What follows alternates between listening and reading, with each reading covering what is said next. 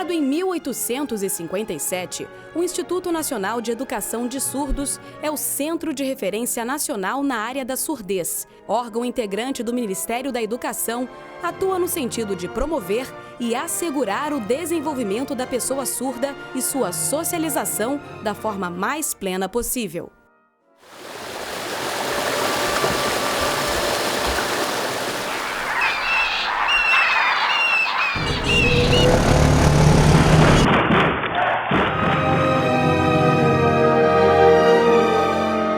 Já imaginou se, de repente, o mundo ficasse assim? Cerca de 10% da população brasileira apresenta problemas auditivos e 2% só consegue ouvir sons muito altos, como a turbina de um avião. A preocupação com a audição deve começar muito cedo, antes mesmo do nascimento. É extremamente importante que a paciente, quando desejosa de engravidar, que ela procure o ginecologista previamente e ela realize alguns exames. Nessas consultas, a gente costuma avaliar a história familiar e faz alguns exames de sangue, urina, fezes. E nesses exames, a gente procura identificar algumas doenças. Doenças essas que podem causar mais tardiamente a surdez do recém-nascido. E as principais, no nosso meio, nós temos a rubéola, que ainda é uma incidência grande, a gente tem como evitar. Se tiver toxoplasmose, podemos tratar. Se tiver sífilis, podemos tratar. A partir da 20ª semana de gestação, o bebê já é capaz de escutar. Quando nasce, já distingue e reconhece a voz da mãe. A ideia de prevenir e detectar precocemente não é uma coisa nova. Já na década de 60 foram lançados os primeiros programas desse instituto com relação ao diagnóstico precoce. O exame de otoemissão acústica, também conhecido como o teste da orelhinha, é aplicado nos recém-nascidos antes da alta hospitalar. Como que é o teste? O teste dói? Como que é? Não, o teste não dói. É colocado uma sondazinha na orelhinha do bebê, só necessita que ele esteja em estado de sono profundo. É mandado um estímulo, pi, pi, pi, pi. Se a cóclea, que é o órgão que faz a gente ouvir, estiver íntegro e funcionando, ele emite um som de volta.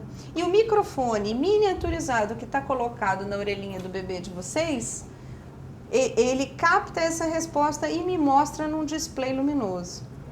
O exame é obrigatório em diversos municípios. No Rio de Janeiro, é obrigatório desde maio de 2000. O bebê que não passa no teste é encaminhado para diagnóstico e seu comportamento auditivo é observado. Os bebês são capazes de notar mesmo os mais suaves ruídos. A audiometria comportamental, realizada com o kit auditivo, mostra a resposta do bebê. O exame Bera é outro teste associado a esta investigação. Eletrodos são dispostos como num eletroencefalograma e um estímulo auditivo é enviado para a orelha do bebê. Diversas ondas são obtidas e interpretadas. O diagnóstico da surdez é sempre muito doloroso para a família. Eu não aceitava. Isso era a pior parte. Desculpa, entendeu? Ele aparentemente parecia uma criança assim, nervosa quando ele queria alguma coisa. Ele tentava assim, sei lá, se esforçar, mas não conseguia. Então ele tremia assim. Foi o que me levou ao médico. Levei ele ao médico e o médico falou que ele não tinha nada de língua pegada. Aí quando ele me perguntou, ele ouve bem? Aí foi tipo um choque, porque eu estava tão ligada, preocupada em uma coisa, que eu não pensei que poderia ser a audição dele. Aí o médico fez alguns testes com ele, fez barulho na mesa, ele não correspondeu. Aí ele falou, bom, não vou te dar nenhum diagnóstico, mas provavelmente ele não ouve. Ele me encaminhou para o Hospital do Fundão e eu consegui fazer o exame Bera. E aí então, a partir desse momento, foi provado que ele tinha uma perca muito profunda. A Libras, Língua Brasileira de Sinais, pode ajudar nesse desafio, especialmente nos casos de crianças com perda neurosensorial profunda. Dessa forma, a criança obterá uma linguagem capaz de organizar seu pensamento e, a partir dos 3 anos de idade, poderá ser incluída na pré-escola. O que vocês viram de Libras e o que nós apresentamos, o que foi apresentado na história, mostra como a criança, quanto mais cedo isso for usado com a criança, quanto mais cedo ela tiver acesso a Libras, mais ela consegue se desenvolver, mais ela tem possibilidade de perceber situações à volta dela.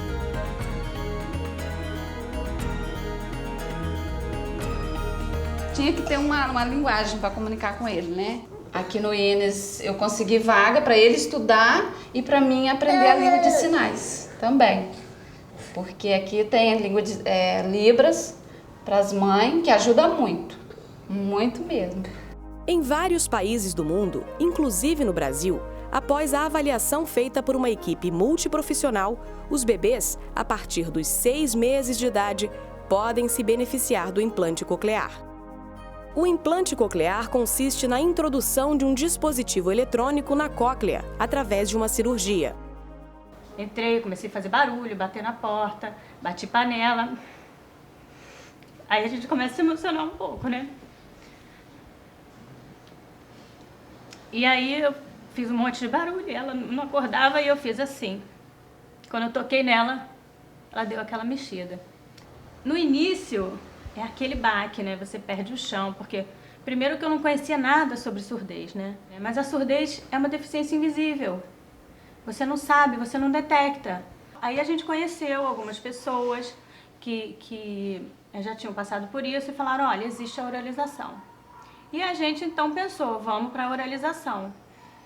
Começamos então, colocamos o aparelho de amplificação nos 2 ouvidos, começamos a fazer um trabalho, né, na fono. Se teve uma coisa que essa descoberta trouxe pra gente, foi uma tremenda de uma união familiar, sabe?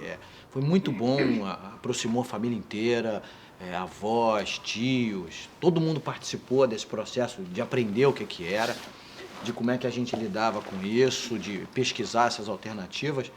E esse trabalho culminou com o implante que a gente fez na Marina. Ela tinha 18 meses quando a cirurgia foi feita em São Paulo. Ela está disponível tanto pelo SUS, para quem não pode pagar, como um procedimento privado. E o resultado é maravilhoso. Assim, se a gente realmente estuda, né, Mariana? Se aprendeu muito, né?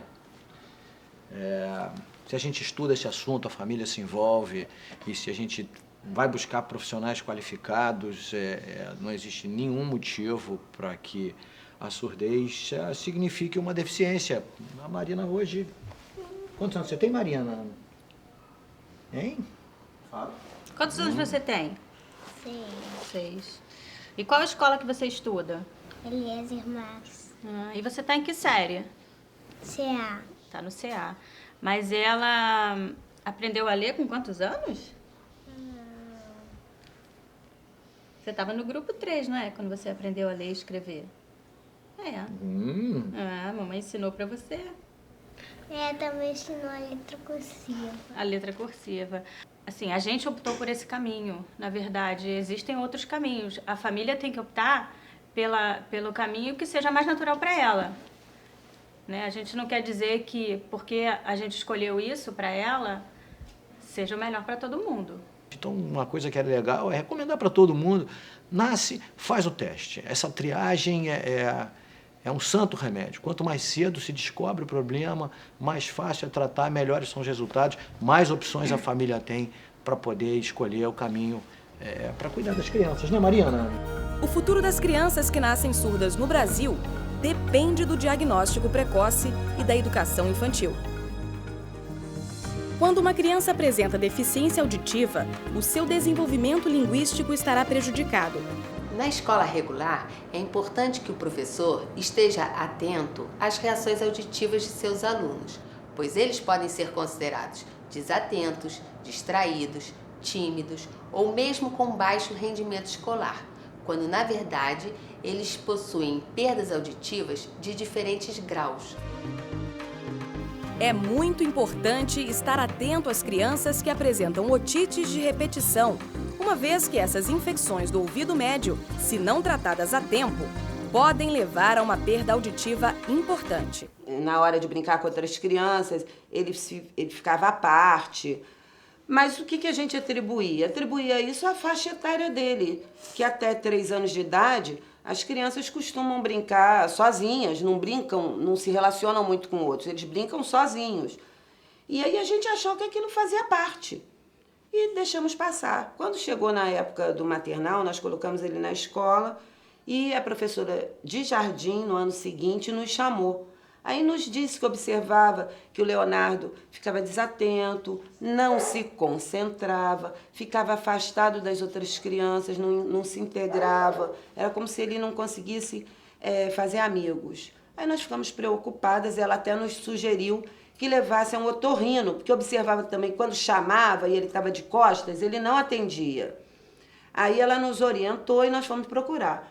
E aí que nós tivemos a surpresa, nos sentimos até culpadas de não termos sido nós a ter identificado. Mas, graças a Deus, ainda deu tempo dele usando o aparelhinho se integrar. Portanto, em qualquer caso de mudança de comportamento ou atraso de fala, deve-se procurar um serviço de avaliação da audição, onde médicos otorrinolaringologistas e fonoaudiólogos especializados em audiologia poderão analisar o tipo e o grau da surdez, determinando a melhor solução para cada caso. Maiara é portadora de surdez neurosensorial bilateral de grau severo a profundo e realizou o implante coclear aos 17 anos de idade. Eu descobri com 6 meses de idade que a Maiara era surda. Dali levei na pediatra, a pediatra viu o que era e nós então começamos a fazer um trabalho. A minha maior preocupação era que eu fosse independente, era isso que eu queria. E eu acho que eu consegui que ela se tornasse independente. Eu acho que foi uma vitória, uma batalha. Ela conseguiu passar agora para a faculdade. E eu acho assim, quem está passando por essa dificuldade não deve desistir. Quando eu compreendi bem assim, eu não sabia que eu queria. Eu queria fazer muito para eu queria ouvir. Porque eu queria ser como as outras pessoas, que falam, que escutam. E eu conversei com minha mãe, com meu pai sobre isso. E a minha mãe concordou comigo, meu pai não. Meu pai não concordou comigo. Mas eu fui até o fim, eu fiz. Agora estou muito feliz. E a faculdade que você passou? Você acha que foi bom? Foi. Você escuta o seu namorado? Escuto. O que ele fala pra você que você escuta? João Machado é surdo profundo desde os 9 meses de idade. Aos 9 meses, o João teve meningite. E durante a internação dele, o João ficou em coma durante 11 dias. E ao voltar do coma, num episódio lá, a porta do quarto do hospital bateu. O vento bateu a porta do hospital e ele não reagiu. Foi esse o primeiro sintoma, foi aí que a gente meio que percebeu que tinha alguma coisa errada. Chamamos um otorrino do próprio hospital que constatou a surdez do João. Nós fizemos uma opção por manter o João na creche onde ele já estudava. Ele permaneceu, era o único surdo da creche, era um bebê praticamente, muito amado dentro da creche e assim foi. Continuou lá e foi acompanhando os coleguinhas durante toda a vida escolar dele. Com 1 ano e pouquinho, o João já estava em tratamento fonoaudiológico, né? Nós optamos pelo bilinguismo. Normalmente, as primeiras palavras, um conceito novo que fosse ser mostrado para o João, era mostrado em libras e acompanhado da leitura labial da palavra. Esse trabalho foi muito importante para ele, para que ele pudesse acompanhar normalmente a escola. Hoje, o João sempre estudou em escola com meninos ouvintes, mas tem muitos amigos surdos, ainda da época da fonoaudiologia dele, lá da Arpef. E hoje ele está aí, atleta. Hoje você é um atleta, hoje você trabalha. O grupo americano favorito da campeão do Gogo, sabe? E mudar para favorito da campeão do jogadores ter a seleção parecida isso e ter todos. É isso. A audição pode ser avaliada em diferentes técnicas audiométricas. Vai depender da idade e da criança envolvida. Antônio, o fio aperta.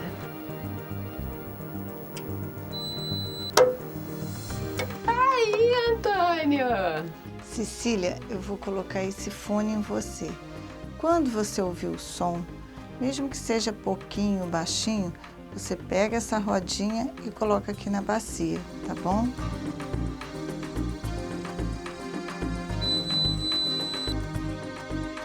Pé, bem, dar, papapá, papapá, papapá. Muito bem, muito bem.